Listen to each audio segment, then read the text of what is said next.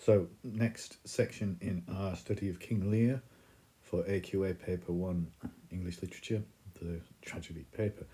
Now we're going to look into the beginning of Act 2. We're actually going to look at Act 2, Scene 1, lines 14 to 77. So we're going to skip the opening bit, which is where Curran, a servant or he doesn't really appear as a main character throughout the rest of the play, so he's a bit like another one of these gentlemen that occasionally appear to give news. He tells Edmund that Regan and Cornwall are on the way to Gloucester's castle that night, and that's the news we get at the beginning. And we'll see immediately in our section that Edmund is going to use that information. But locating the section, we're going to say, okay, we're going back into the subplot here, having seen 3 scenes in a row that were concerned almost entirely the main plot. We're now going to go back to see Edmund basically push his plot to its obvious next step, which is to ensure that Gloucester thinks that Edgar is after his life, and to ensure that Gloucester will disown Edgar and Edmund can replace him in terms of his inheritance and the future. So, what we've seen is, in the previous scenes, Goneril achieving her aims quite neatly through a similar kind of strategy that Edmund employs of sort of manipulating the situation based on information she has and the little powers that she has to get what she wants, by forcing, in her case, Lear to behave foolishly. And here we're going to see how Edmund forces his father Gloucester to behave foolishly. So we'll see elements of Edmund's personality here. See a little bit of Edgar, he's there, but significantly has one line. And we'll see Gloucester. Their characters will emerge. And structurally, in terms of tragedy, we're seeing that the bad are thriving, the good are being deceived, the world is going from bad to worse. So if we look at the section itself, we see the first thing in our bit, Edmund on his own.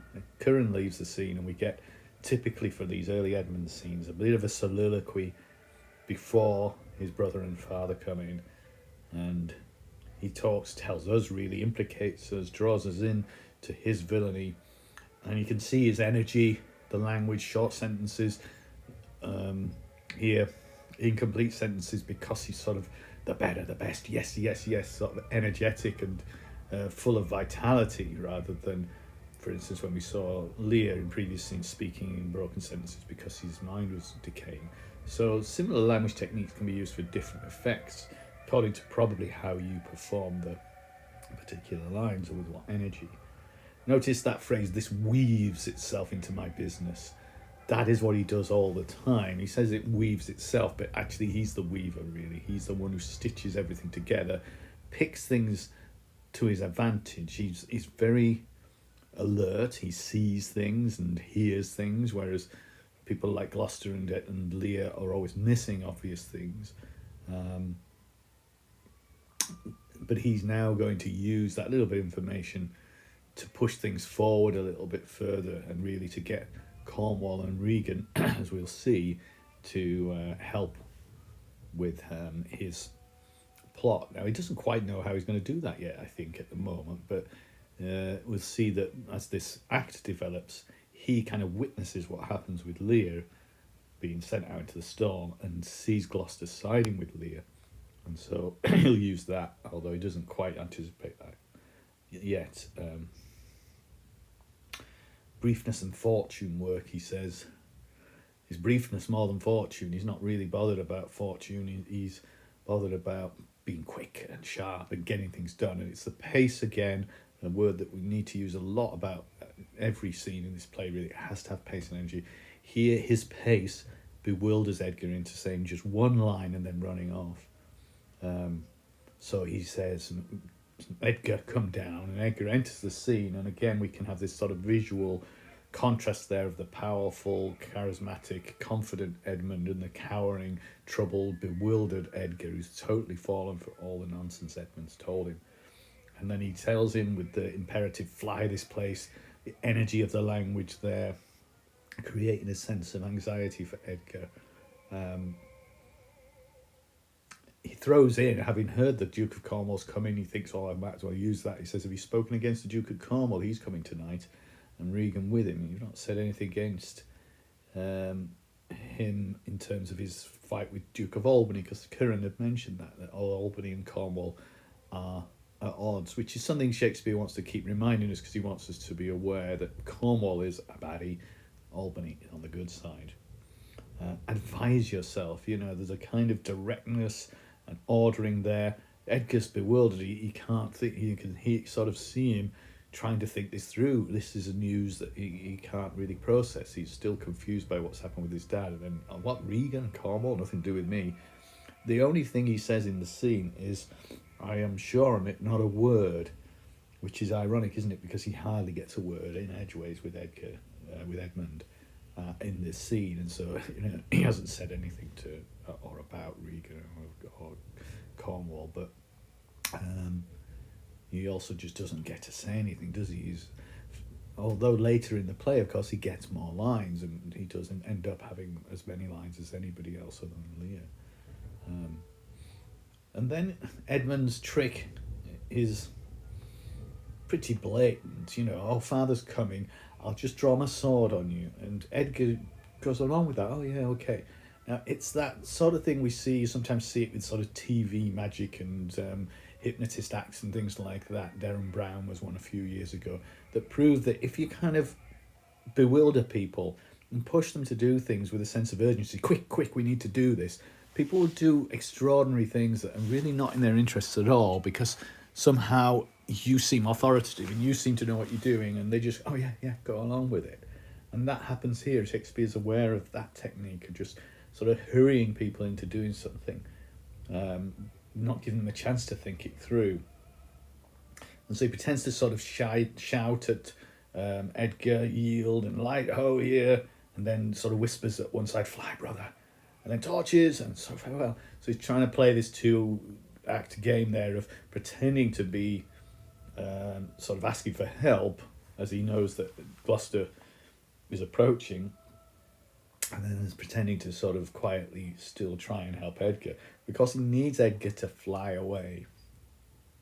Because if Edgar is questioned by Gloucester, it's likely that Gloucester's going to work out that there's nothing in it, and the whole plot's going to fall apart. So keeping Edgar away from Gloucester is what the aim is at this point.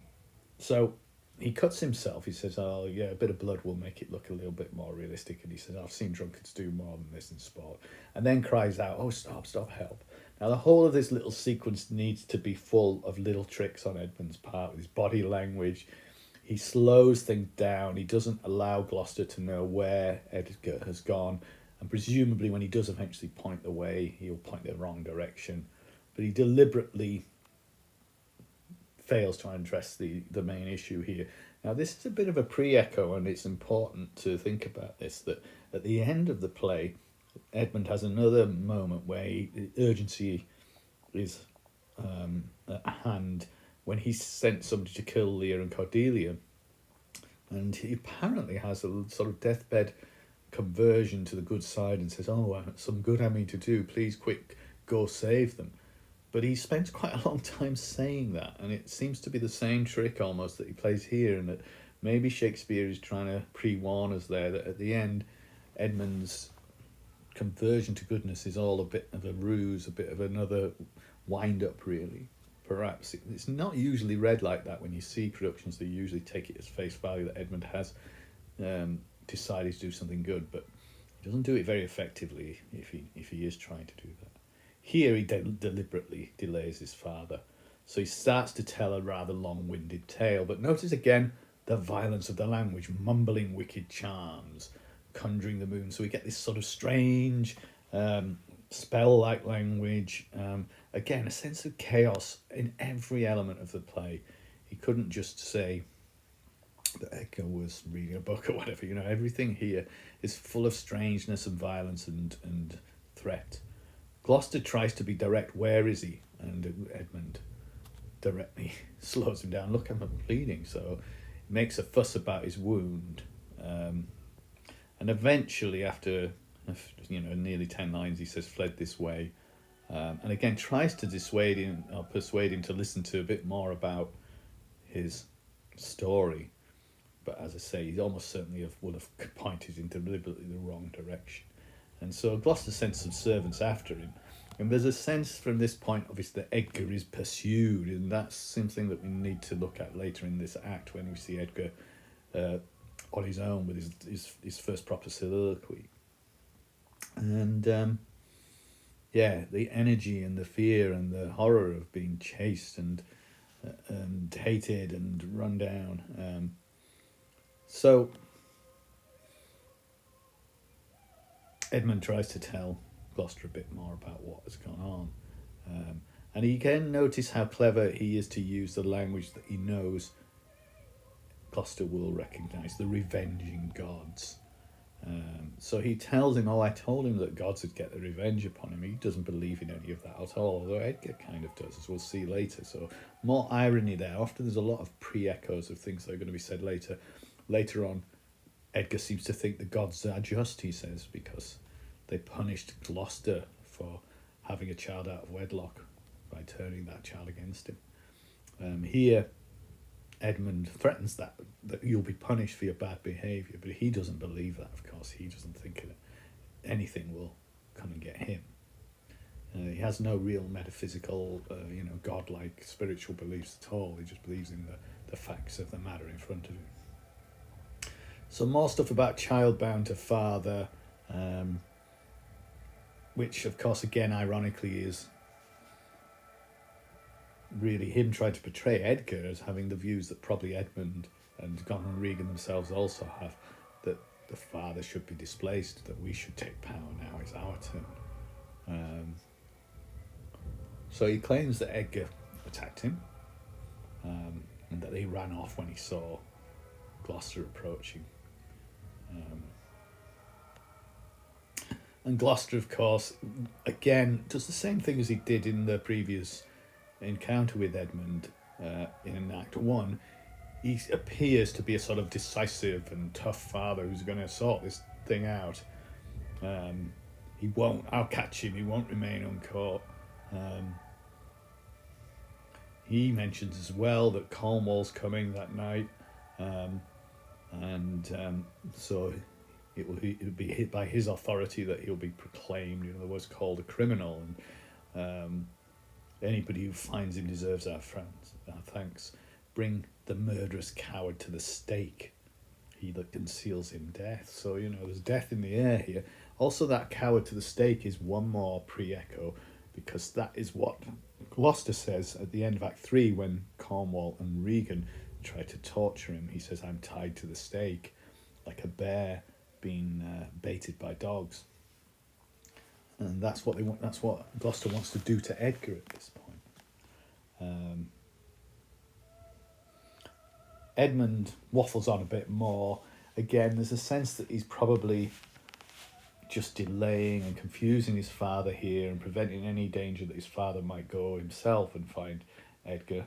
Hold him back for a bit. He's probably sent the servants in the wrong direction anyway, but there's still a chance that Gloucester might stumble upon him, so keep him busy with, again, a rather empty retelling of what happened.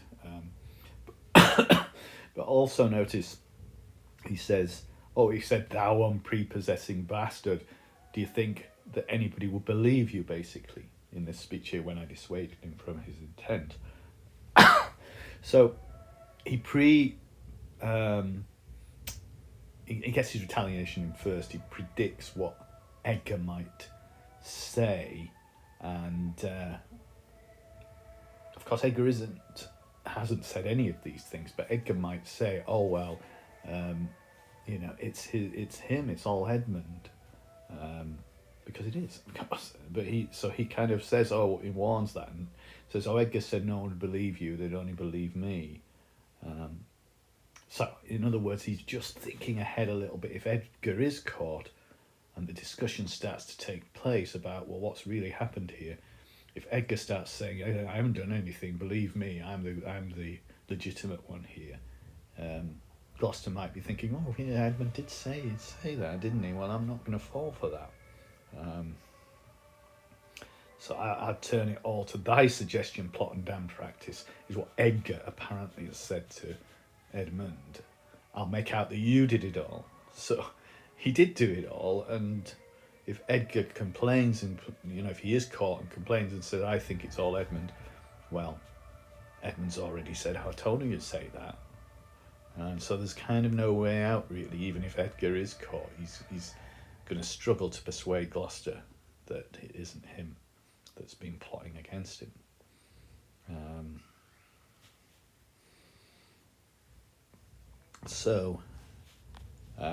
It achieves its end, and that's really where we'll stop this section, just this brief bit, because that's the kind of length that we have on the exam. But immediately afterwards, Gloucester says, oh, I never got him, I never gave birth to him, I've never created him, and he's going to give everything over to Edmund and disown Edgar. Edmund has achieved what he wants. And then Gloucester and Cornwall and Regan meet up with Edmund in the background, and in that sequence, that's the first time that Regan meets Edmund. And so the baddies coming together, if you like. And of course, Cornwall is one of the bad characters too, very much. And you have to think on stage there will be a sense of a meeting of minds, and obviously also an attraction between Regan and Edmund, a mutual attraction there, which is sometimes played quite vigorously on some videos I've seen. There's a real kind of obvious flirtation going on with the eyes and the body language. So what that suggests is, if we're positioning this scene, this sequence within this scene and within the play as a whole, is that the bad characters are coming together, banding together, as Cornwall and Regan had said, let's hit together. They're all hitting together now, ganging up against the good characters, and things are going from bad to worse. So there's a real sense in this sequence that evil is going to triumph, that plotting is successful, and that's going to be underlined further in this act. Everything's going wrong. The tragedy is unfolding very quickly, and we have seen, if we remember, at the end of Act 1, the previous scene to this, a little bit more sympathy starting to come out of us, perhaps for Lear, to see him as a rather sad and broken character who's been abused by a plotting of his daughters against him. Yes, he's made mistakes, but now we start to see him as more sympathetic, and there's a little bit more of that arrogant Lear still to see in this act, before we see him really reduced in Act 3. But at the moment, the subplot and the main plot are echoing each other very carefully and very obviously, and they're both saying, look, evil's going to thrive in this world. If you are cynical and sharp about things, you will get what you want, and if you are gullible and pleasant and believe the best of people, you will be played upon.